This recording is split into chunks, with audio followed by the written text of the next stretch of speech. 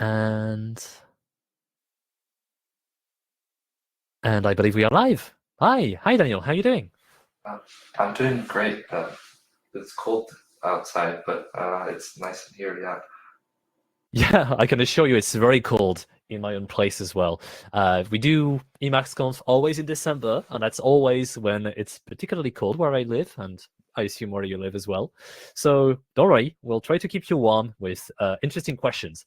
But first, thank you for taking the time out of your busy high schooler life to make a presentation about Emacs. Do you have any thoughts about the process of recording something for a conference? Because I assume it's one of the first ones you're ever doing.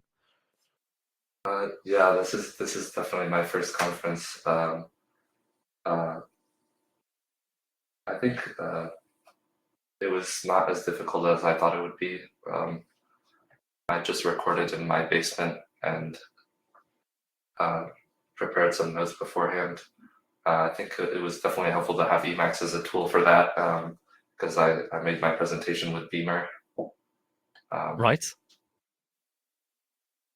I mean, it's amazing to see so many of the tools because you've shown Emacs obviously, but you've shown Beamer. You've shown tools that are about twice as old as you are yourself, which is amazing when you think about it. But I think many people in the audience can actually relate to your discovery of those tools because we were pretty much, I mean, a lot of us were your age when we started playing with those tools. So it's like there's a little bit of nostalgia that we feel looking at your presentation because we can see the excitement behind everything you've touched. And that's great for us because it brings us back maybe 10 or 20 years in the past. And for others, perhaps for 30 or 40 years. So that's kind of amazing. How about we start taking some questions? So just for timekeeping, we have until 20 of the current hours, which is 8 minutes and 30 seconds to cover as many questions as possible. Now, if we might take the first one. So, Colin, can you scroll down to the questions? Yes. And I'll be reading you the questions just to make it a little easier for you, Daniel, to answer them. I use Orgzly for notes and find it very useful. Have you considered it? Yeah, that's actually where I started out for taking notes. That I moved to Denote because I didn't use all of its features for Orgzly. I meant. I also Okay. didn't really like the dependency on an external database. It just like took a while for stuff to index if I moved it between like using sync thing between my laptop and my desktop. Yeah. Yeah, it's definitely something. I mean, I co-maintain Orgzly, so I'm fully aware of this problem with it. And yeah, syncing is not great to sync a database, a SQLite database that we use. And I mean, whichever solution you use, whatever works for you is good. Orgzly was kind of thought in terms of scalability for people who had, thousands of nodes with thousands of links inside of them. So perhaps it's not adapted to your note-taking style right now, but perhaps it's something to keep in mind. It's many tools and you use them when you need to. Colin, if we can switch the questions, I'm switching to the second one. Do you use the getting things done methodology as part of your org workflow? So there's an interesting thing about that. I started with org first, and then I heard about getting things done. So I didn't exactly design my workflow with that in mind, but I sort of like reinvented it. I would say not really, but I do a lot of the similar things, but I don't have the different to-do states like um, I don't know an example because I didn't really look into it that much, but it would be like next is the next thing you're going to do. But I don't think I do it exactly that way. It's sort of like how I described in the demos, where I just write what I need to do and then schedule it and then look at my agenda for the next thing. Yeah, I mean, part of the beauty of using Emacs, org mode, or using a methodology like getting things done is that I think you need to find room in the method or the tool for you to organically do what you want. And it's okay to not do everything in the getting things done methodology. Like I know a lot of people take issue with the tickler file where you're supposed to put stuff to review in the future. Like, for instance, if you don't want to work on this particular topic right now in your life, you decide, oh, I'd like to revisit this topic maybe in 6 months. And then you have this tickler file, which has entries and folders for each month of the year. And when 6 months comes and you find yourself at the beginning of the next month, you open the file and you see, oh, there's the task I left off for later. A lot of people don't like to do it this way. Some people really like it. But part of the beauty of having tools which are very modular, like Emacs and Org allows you to have, well, you just adjust the method for something that works. And there's something to be garnered as well for applying those lessons to how you organize your life, not merely in front of a computer, but also how you manage your task elsewhere at school, high school, or elsewhere.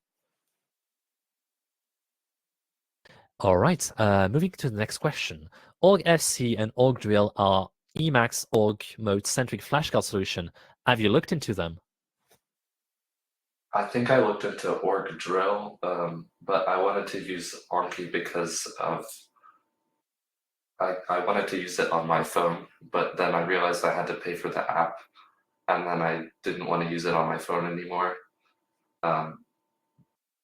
But it's just something that I used before without org mode for a little bit, and then I liked it. But okay. Yeah, it works pretty well with org mode, so I didn't find a reason to switch to one of those because like I might be not at a computer one day and have to learn something. So yeah, that's something that you call premature optimization. And if you continue as a software engineer at university, you'll get to hear plenty of this. But yes, Anki is also a tool that I've used a whole lot in my learning journeys, be it about languages, be it about literature, be it about whatever, really.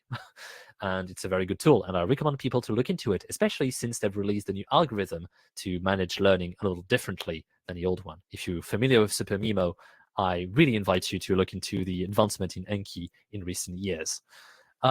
Moving to another question. What do other students think about your approach, and what are they doing instead, if anything? And your teachers, what do they think? so for other students, they usually are just confused about what's going on when I show my computer, because they know that I use Linux, but they don't know what it is. So they're just assuming everything on my computer is I'm either hacking or like doing some Linux thing. And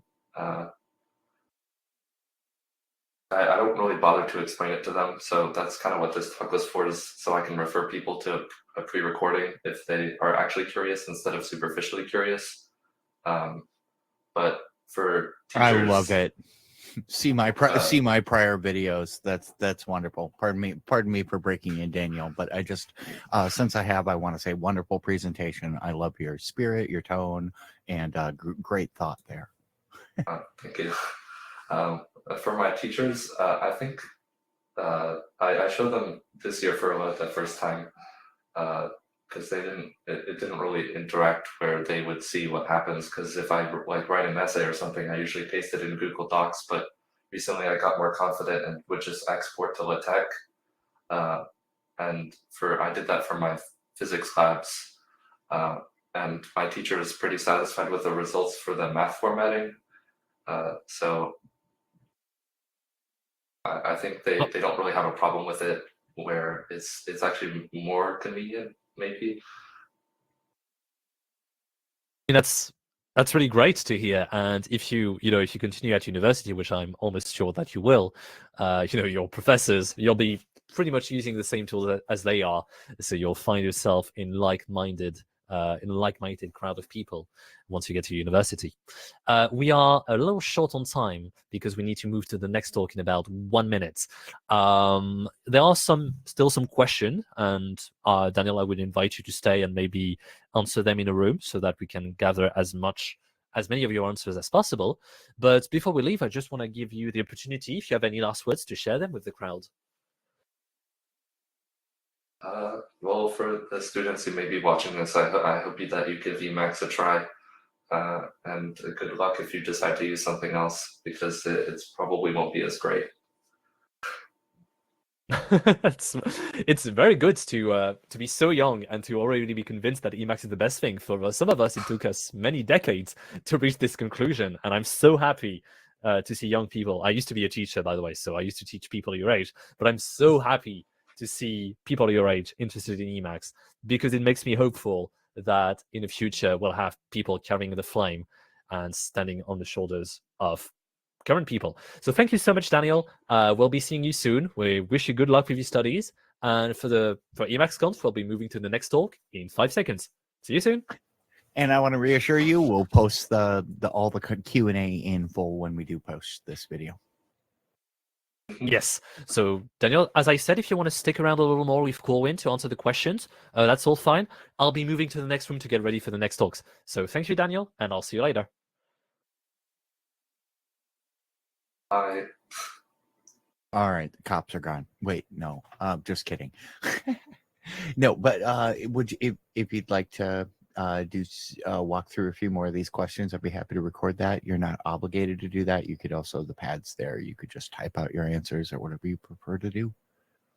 I guess I can answer them still. Cool. So we're here. What was your biggest source of frustration, friction, confusion when getting started? I honestly don't really remember. It somehow just clicked one day, and I figured it out. All right, it takes us pretty naturally to the next one. How did you come across Emacs? What got you into it?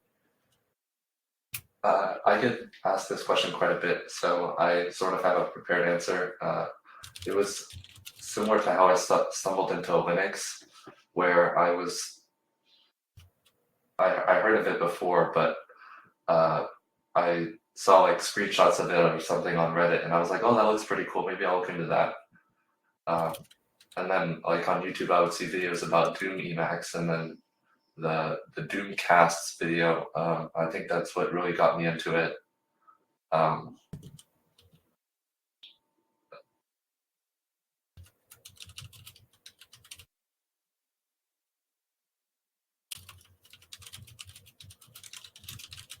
Okay, I did my best to capture that. So what's the situation with respect to the mobile use, if that's applicable? And Orgzly is sorry, was it not Doomcast? Is it System Crafter? Sorry if I botched the note. Oh yeah, System Crafters was also one of the things I used for getting into Emacs from scratch, as well as sorry if my dog is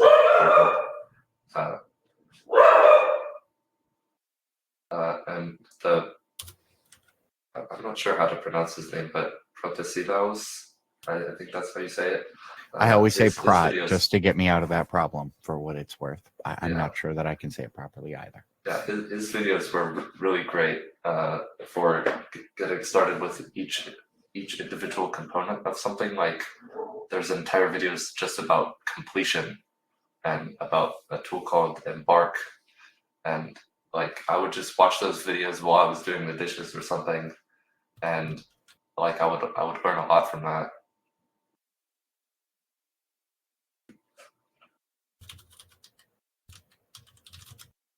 Awesome, I love it. What about the mobile? Sorry, did I get that question out there already?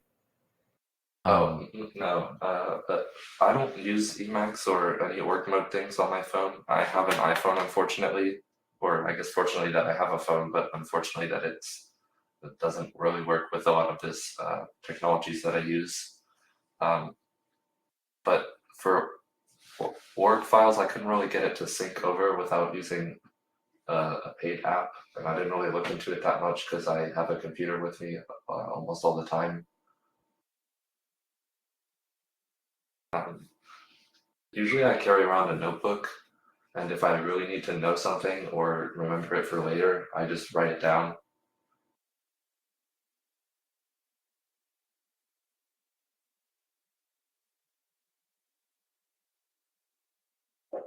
I've seen other people though get started with e-ink tablets, and they sync it with with SyncThing because it's Android, but I don't use that, so I can't really attest to how good it is.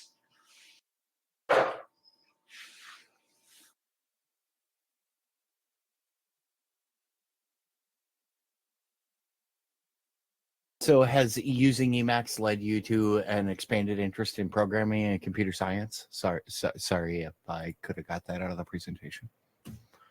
I think Emacs is what got me started with the Lisp specifically. Otherwise, I probably would have not really looked into it that much, other than like maybe dabbling in Scheme from the Structures and Interpretations of Computer Programs book. But I probably wouldn't have seen that if I hadn't discovered Emacs either. So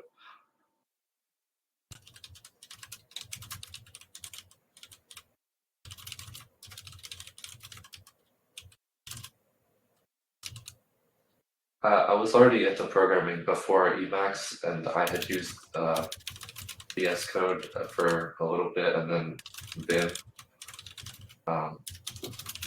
But I think I've done most of my programming inside of Emacs in terms of like lines of code written, projects made.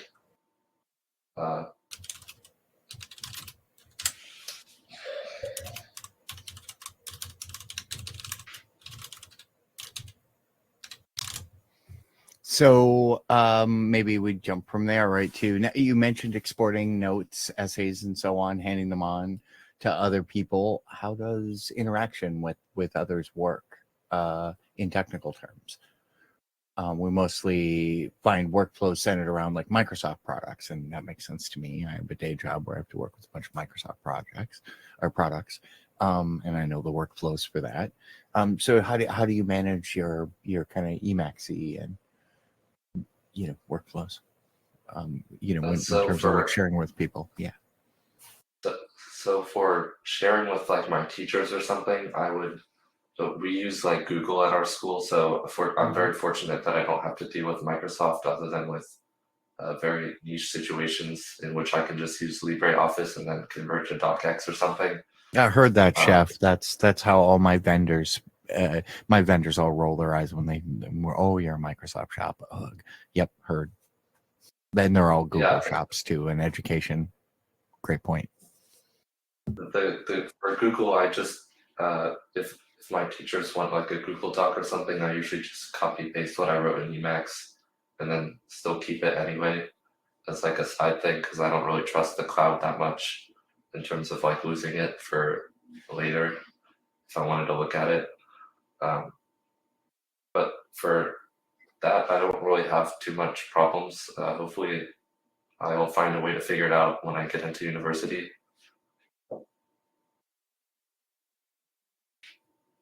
Awesome. Okay, well, I know we did it once already, but since this will be the end of the video, let me just open the floor one more time for, kind of parting thoughts. I'm not sure that I have any. I mean, you said it pretty well, right? I hope kids, yeah. I hope my peers see this. I hope they realize other tools are kind of inferior from a gets things done standpoint. Saw your talk, heard that message in this Q&A. I think you did a great job. You don't have to say more, but just offering you the chance. Oh, thank you. Well, thank you, Daniel, and thanks to everybody watching this video during the conference or after it, and appreciate and look forward to your talks in the future, Daniel. Oh, thank you.